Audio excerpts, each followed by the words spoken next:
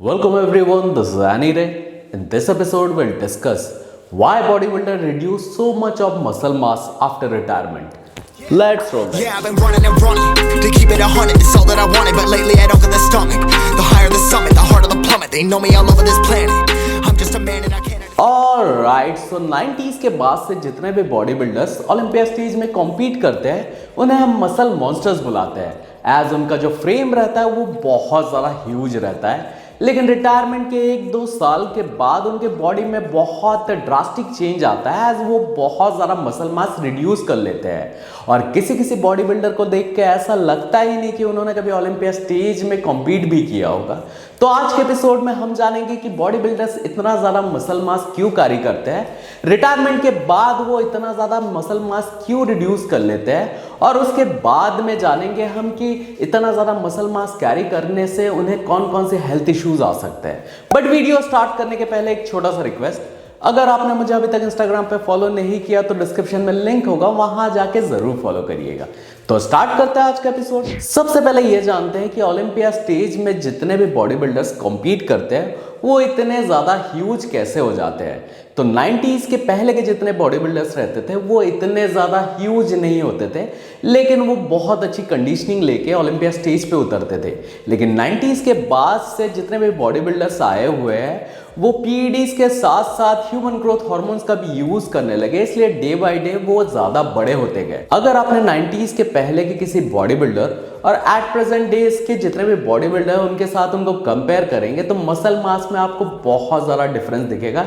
लेकिन मुझे ऐसा लगता है कि पहले की कंडीशनिंग बहुत अच्छी आती थी और एट प्रेजेंट जितने भी ओलंपिया स्टेज पे कॉम्पीट करते हैं उनकी कंडीशनिंग उतनी अच्छी नहीं रहती है। वो काफ़ी ज़्यादा ब्लोटेड दिखते हैं, काफ़ी ज़्यादा श्रेडेड होने के बाद भी उनका बबल गट दिखता है और पोजिंग में भी काफ़ी ज़्यादा डिफरेंस दिखता था।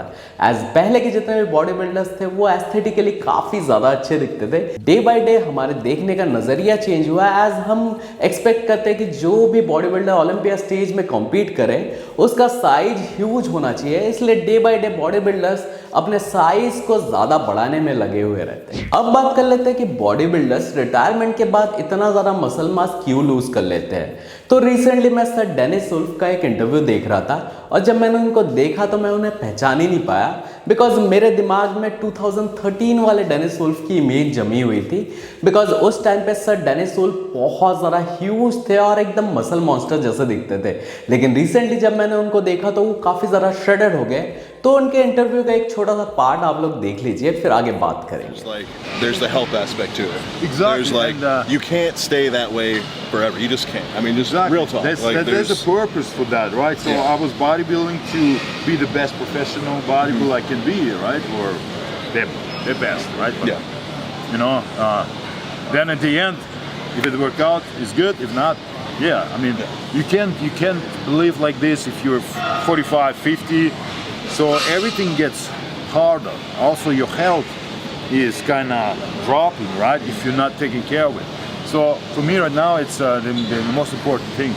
You know, staying healthy, fit, and looking good, right? So, I mean, it's still like some people see me and asking me, do you work out? I'm like, no, not anymore, right? So things like that. That's really crazy to hear. Like when I was in a plane, sitting to next to just a guy is like, oh, are you bodybuilder?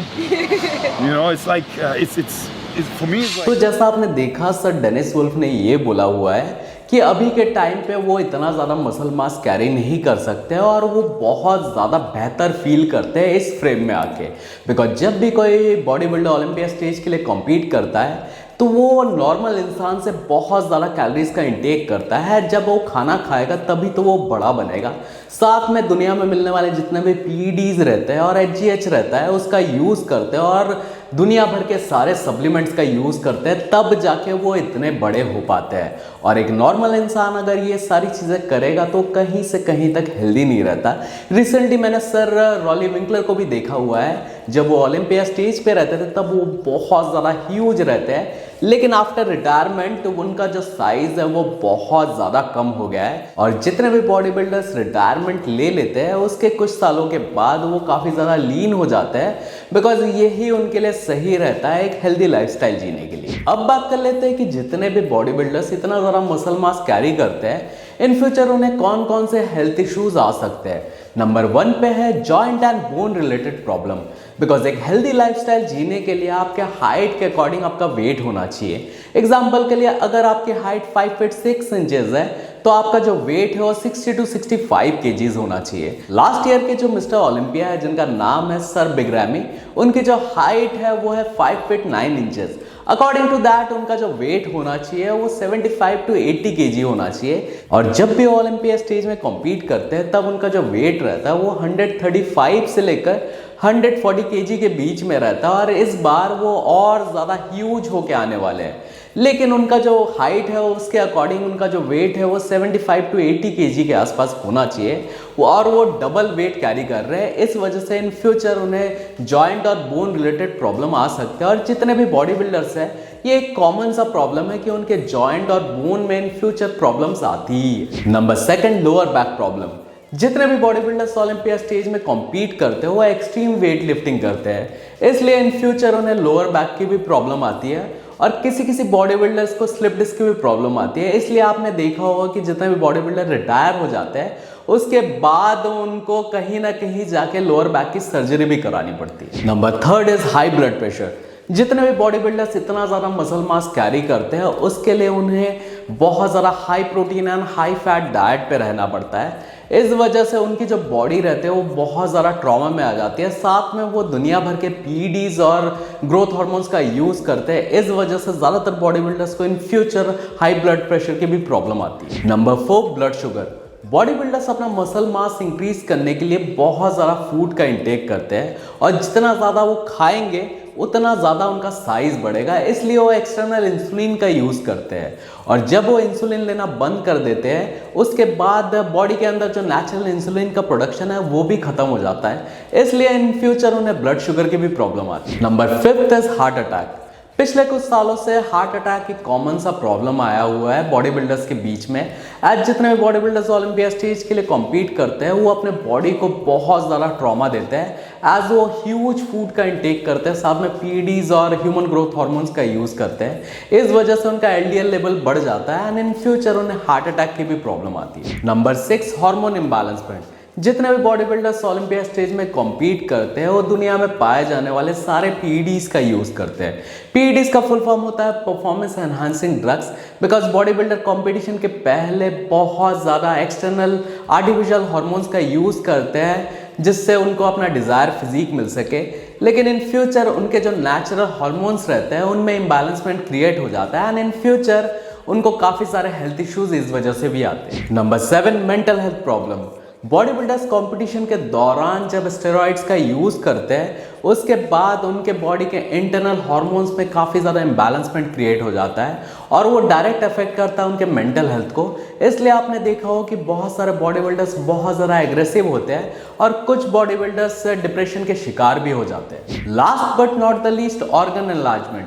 जितने भी body builders competition की तैयारी करते हैं उसके पहले वो human growth hormones का यूज़ करते हैं, और जब वो ह्यूमन ग्रोथ हार्मोन्स का यूज़ करता है वो डायरेक्ट इफेक्ट करता है आपके सॉफ्ट मसल टिश्यूज़ को। इसलिए बॉडी बिल्डर्स के इंटरनल ऑर्गन्स का साइज बढ़ जाता है एंड इन फ्यूचर उन्हें काफ़ी सारा हेल्थ इश्यूज आते हैं। मैंने ऑलरेडी ह्यूमन ग्रोथ हार्मोन्स पे एक डिटेल वीडियो बना के रखा है, तो आई बटन में उसका लिंक दे दूंगा, और इसके बारे में ज़्यादा कुछ जानना है तो प्लीज़ कमेंट सेक्शन में कमेंट करिए और मुझे इंस्टा पे फॉलो करिए।